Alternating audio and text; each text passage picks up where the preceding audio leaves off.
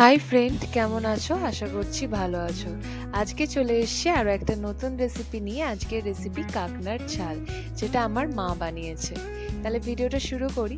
প্রথমে একটা মশলা রেডি করে নিচ্ছি। তার জন্য নিয়ে নিলাম 1/2 টেবিল স্পুন আদা, 1 টেবিল স্পুন জিরে গুঁড়ো, 1 টেবিল স্পুন ধনে গুঁড়ো, তারপর দিলাম লাল লঙ্কার গুঁড়ো, সেটা অবশ্যই আপনাদের স্বাদ অনুযায়ী। তারপর দিয়ে দিলাম সামান্য একটু Kashmiri red chilli powder colour আসার জন্য। তারপর দিয়ে দিলাম হলুদ গুঁড়ো। ধনেটা আর একটু বেশিও দিতে পারেন। তারপর একটু জল দিয়ে একটা মশলা পেস্ট রেডি করে নিলাম। অপরদিকে কড়াইয়ে তেল বসিয়ে দিলাম। এদিকে দেখুন কাঁকড়াতে একটু নুন আর হলুদ ভালোভাবে মাখিয়ে নিচ্ছি। এই পুরো রান্নাটা আমার মাই বানিয়েছে। তারপর তেলেতে কাঁকড়াটা ভালোভাবে লাল করে ভেজে নিতে হবে।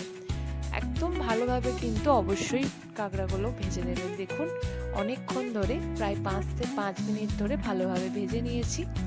ভেজে নিয়ে একটা জায়গায় তুলে রেখে দিচ্ছি। তারপর কড়াইটা পরিষ্কার করে নিয়ে ওই কড়াইতে দিয়ে দিলাম সামান্য আর একটু তেল, আর দিয়ে দিলাম দুটো পেঁয়াজ কুচি। পেঁয়াজটা হালকা ভাজা হয়ে গেলে দিয়ে দিলাম 1 টেবিল স্পুন রসুন বাটা।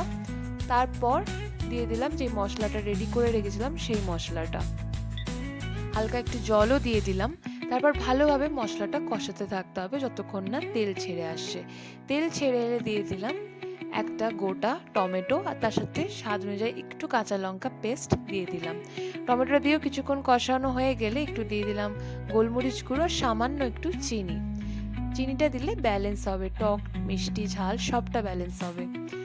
ভালোভাবে কষানো হয়ে গেলে তারপর দিয়ে দিলাম কাঁকড়াটা ভালোভাবে কষানো হয়ে গেলে যেটাতে কাঁকড়াটা তুলে রেখেছিলাম সেই বাটিতেই একটু জল দিয়ে দিলাম। আর তারপর একদম লো ফ্লেমে 10 মিনিট রেখে দিতে হবে।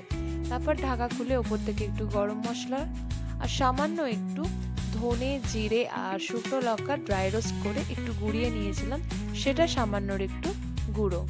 ব্যাস রেডি হয়ে গেল কাঁকড়ার ঝাল বা কাঁকড়ার কারি। কেমন লাগলো অবশ্যই জানাবেন।